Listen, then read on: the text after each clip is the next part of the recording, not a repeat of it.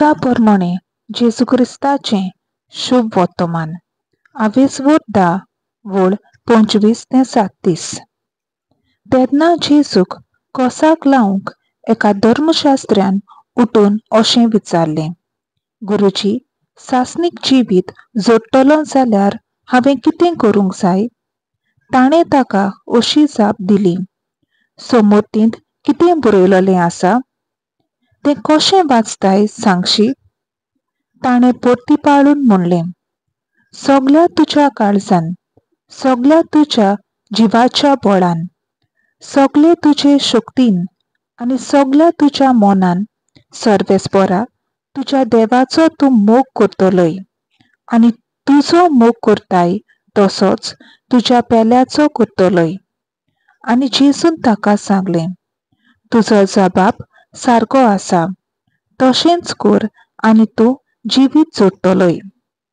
पूण आपल्या विचाराक कारण आसा म्हूण दाखोवंक ताणें जेजूक म्हणलें, तर म्हजो पेलो कोण?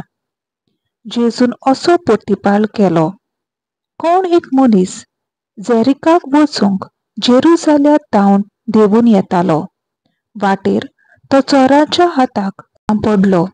तांणी ताचे कडेन आसलें तितलेंय खाण घेवन ताका गायपडसर मार घालो, ताका अर्दो मेल्लो करून सोडलो आनी आपूण पळून गेले. तेन्ना अशें घडलें, कोण एकलो यादनीक तेच वाटेन देंवून येतालो. ताणें ताका देखलो आनी दुसरे कुशीन सरोन तो चलत रावलो. तसोच एक लेवीत तेवशिल्ल्यान पावून सरलो आनी ताका पळोवन तोय दुसरे कुशीन सरोन चलत फुडें गेलो. पूण एक वास्तूर सामार्यकार तेवशिल्ल्यान वेताना ताचे सरशीं पावलो आनी ताका पळोवन त्या बाबड्याच्या ताका चुचुरे दिसले.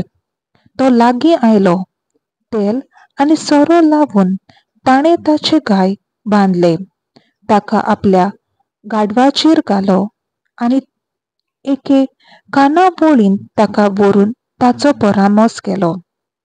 दुसऱ्या दिसा ताणें 2 दिनार काडून कानाबोळकाराक दिले आनी म्हणलें, ताचो सांबाळ कर आनी कितेंय ओगलो खर्च तुका जायत जाल्यार हांव परत येता तेन्ना तुका फारीक करतलो. ह्या तेगा भितर कोणें आपूण चोरांचो हाताक सांपडलेल्याचो पेलो जावन दाखयलेंशें तुका दिसता? ताणें जाप दिली, ताची दया करून दाखयल्ली ताणें.